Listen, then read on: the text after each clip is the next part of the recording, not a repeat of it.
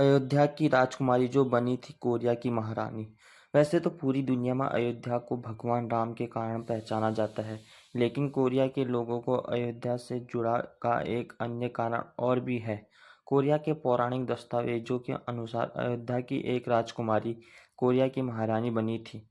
Korea के पौराणिक इतिहास में यह बात दर्ज है कि करीब 2000 साल पहले अयोध्या की राजकुमारी सूरीरत्ना नी हुआंगओंग अयुता यानी अयोध्या से दक्षिण कोरिया के गयोग्सांग प्रांत में स्थित किमहये शहर आ गई थी।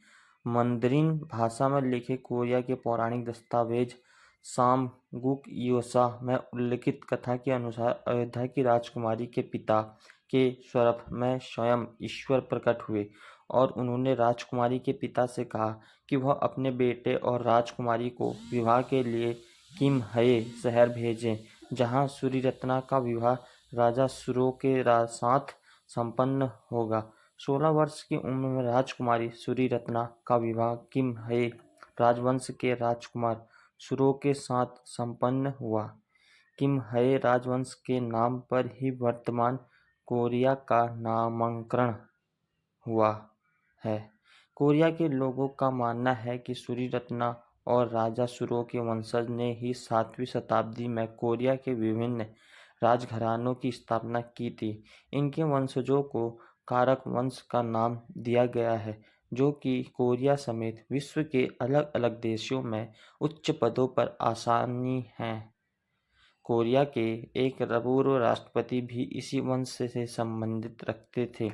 यूं तो कोरिया के इतिहास में अनेक महारानियों का नाम दर्ज है, लेकिन सभी में से सूरीरत्ना को ही सबसे अधिक आदरणीय और पवित्र माना गया, जिसके कारण ये था कि उनकी जड़ें भगवान राम की नगरी अयोध्या से जुड़ी हुई थीं।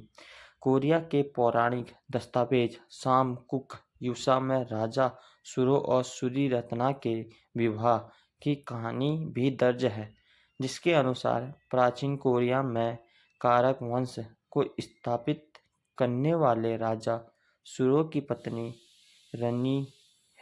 रोनी हो यानी सूरीरत्ना मूल स्वरूप से अयोध्या की राजकुमारी थी। सुरो से विवाह करने के लिए उनके पिता ने उन्हें समुद्र के रास्ते से दक्षिण कोरिया स्थित कारक राज्य में भेजा था।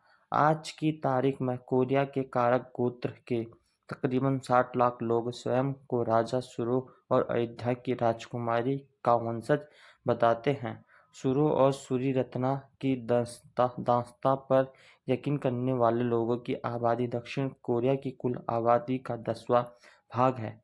कोरिया के पूर्व राष्ट्रपति किम देई-जुंग और पूर्व प्रधानमंत्री हियो जियोंग और जोंग पिल किम कारक वंश से ही संबंध रखते थे।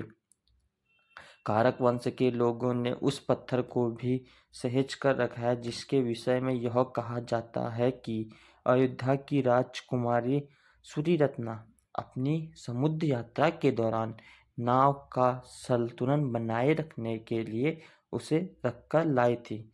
किमहये शहर में राजकुमारी हो की प्रतिमा भी है। कोरिया में रहने वाले कारक वंश के लोगों का एक समूह हर साल फरवरी-मार्च के दौरान राजकुमारी सूरीरत्ना की मातृभूमि पर उन्हें श्रद्धांजलि अर्पित करने अयोध्या आता है। हालांकि भारतीय प्राचीन दस्तावेजों में कहीं भी यह जिक्र नहीं मिलता कि सूरीरत्ना का विवाह कोरिया के राजा के साथ हुआ था। हालांकि उत्तर प्रदेश के पर्यटन विभाग के एक ब्रोशर में कोरिया की रानी का जिक्र है। भारतीय दस्तावेजों में भी इस बात का भी कोई प्रमाण नहीं है कि राजकुमारी सूरीरत्ना का संबंध भगवान राम के वंश से था। संबंधित कथाओं के अनुसार सूरीरत्ना या हो का निधन 57 वर्ष की उम्र में हुआ था। अगर आपको कहानी सही लगी तो मेरे चैनल को सब्सक्राइब कीजिए नई नई वीडियो देखने के लिए। जय श्री राम दोस्तों।